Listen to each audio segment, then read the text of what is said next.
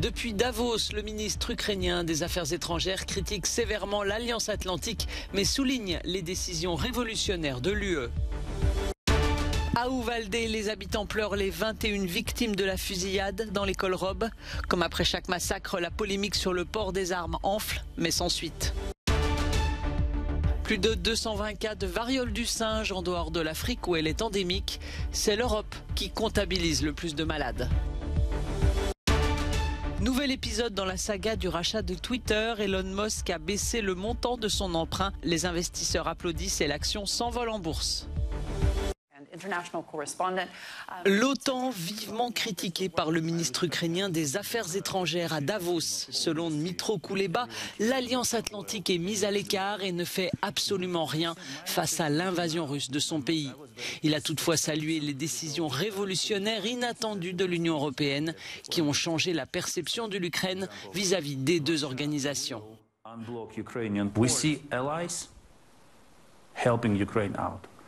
Nous voyons des alliés qui aident l'Ukraine. Nous voyons ce groupe d'alliés de l'OTAN nous aider.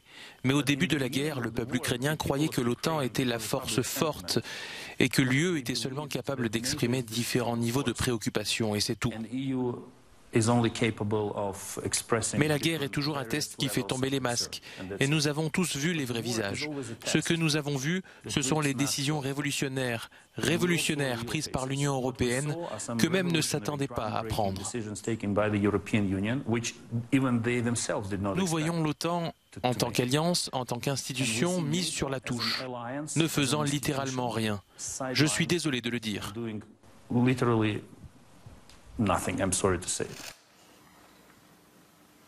Pendant ce temps, l'OTAN est confrontée à des problèmes internes pour l'adhésion de la Suède et de la Finlande.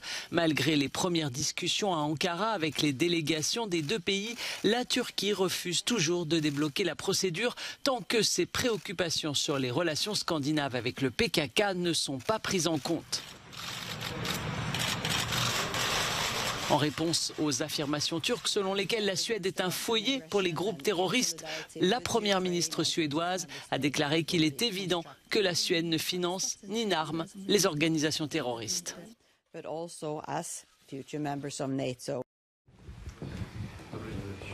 Pour la première fois depuis le début de la guerre, le président russe est allé à la rencontre de ses soldats blessés en Ukraine.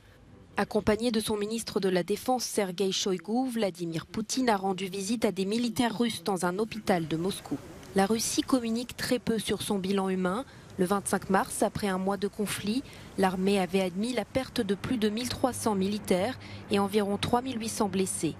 Le ministère de la Défense britannique, qui publie régulièrement un rapport sur l'état du terrain en Ukraine, a indiqué quant à lui qu'au 23 mai, 15 000 soldats russes avaient péri. Ce chiffre équivaut au bilan humain total de 9 ans de guerre en Afghanistan, côté soviétique. La situation dans l'est de l'Ukraine et surtout autour de la ville de Severodonetsk est encore très difficile et les combats continuent. Ce mercredi, le Parlement russe a aboli la limite d'âge pour l'engagement militaire. Alors qu'auparavant, les citoyens russes pouvaient s'enrôler de 18 à 40 ans. L'âge limite est à présent repoussé à 61 ans passés. Côté diplomatique, pas de signe d'apaisement non plus. Les autorités ukrainiennes accusent Moscou de faire preuve de chantage en proposant l'arrêt du blocage des exportations de céréales ukrainiennes contre la levée des sanctions occidentales. La fin de ces exportations a fait grimper les prix, exacerbant la crise alimentaire dans les pays du monde les plus pauvres. Avant la guerre, l'Ukraine était le 4e exportateur mondial de maïs et de blé.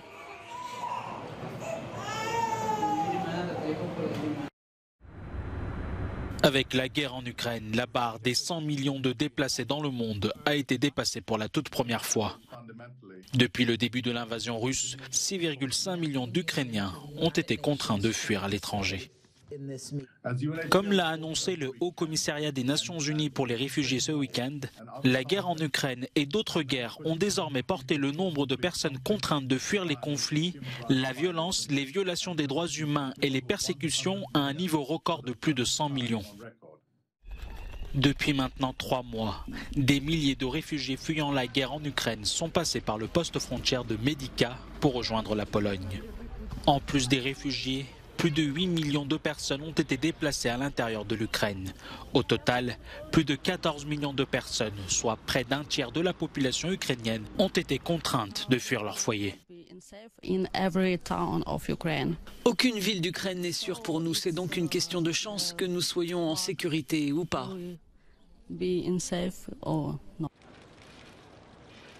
Le prince Charles s'est rendu mercredi dans la capitale roumaine pour rendre visite à des réfugiés ukrainiens qui viennent quotidiennement ici, au centre de dons Rome Expo, pour recevoir des aides.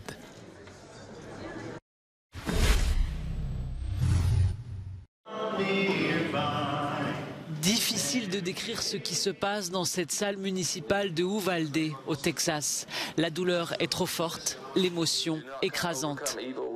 Les habitants de cette ville de 16 000 âmes sont dévastés par la tragédie qui les touche. La veille, un jeune homme de 18 ans a massacré 19 enfants et leurs 2 maîtresses dans l'école primaire Rob. Amerijo, Alitia, Xavier, Ouzia, Miranda, José ou les autres élèves abattus avaient entre 8 et 11 ans. Cette tuerie relance le débat sans fin sur les armes à feu aux États-Unis. Le président Biden prévoit de se rendre prochainement au Texas pour rencontrer les familles des victimes. L'idée qu'un jeune de 18 ans puisse entrer dans un magasin et acheter des armes de guerre conçues et commercialisées pour tuer est, je pense, tout simplement erronée, tout simplement contraire au bon sens. Où est la fermeté ? Où est le courage de tenir tête à un lobby très puissant ? Nous sommes ici aujourd'hui dans le même but, celui de nous rassembler et de dire assez. Pour agir, nous devons le faire. À Miami, lors d'une rencontre de la NBA, les joueurs ont respecté une minute de silence à la mémoire des victimes de la fusillade. L'assassin, après avoir tiré sur sa grand-mère, avait annoncé sur Facebook son intention de tuer dans une école. Plus de 220 cas de variole du singe confirmés dans 19 pays hors Afrique. En Europe, qui concentre l'essentiel des cas, le Royaume-Uni est en tête avec presque 80 malades, suivi de l'Espagne et du Portugal. La plupart des patients sont des hommes homosexuels.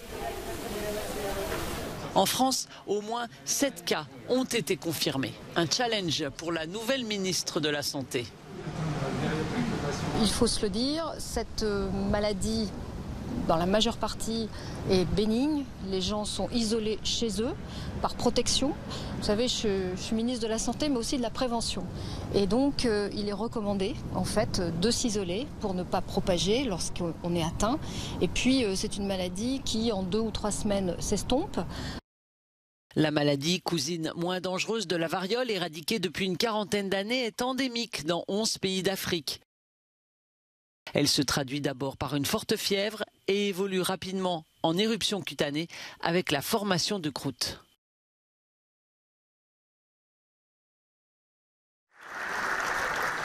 La saga du rachat de Twitter par Elon Musk continue. Après des doutes sur l'opération la semaine dernière, le milliardaire soufflant le chaud et le froid, le directeur général de Tesla revient à la charge en abaissant le montant de son emprunt. Elon Musk élève son apport à 33,5 milliards de dollars, 10 milliards de plus qu'au départ. Après l'annonce, l'action du groupe à l'oiseau bleu s'est envolée. Le titre a pris plus de 5% après la clôture à Wall Street. Les tensions entre la direction de Twitter et l'homme le plus riche au monde se sont multipliées depuis la proposition de rachat début avril.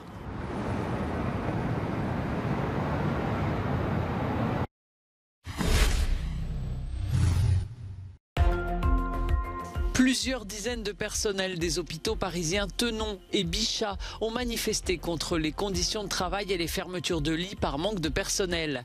Ils craignent une situation catastrophique pendant l'été, un problème qui n'est pas unique en France. Brigitte Bourguignon, la nouvelle ministre de la Santé, a promis de la concertation avec les soignants.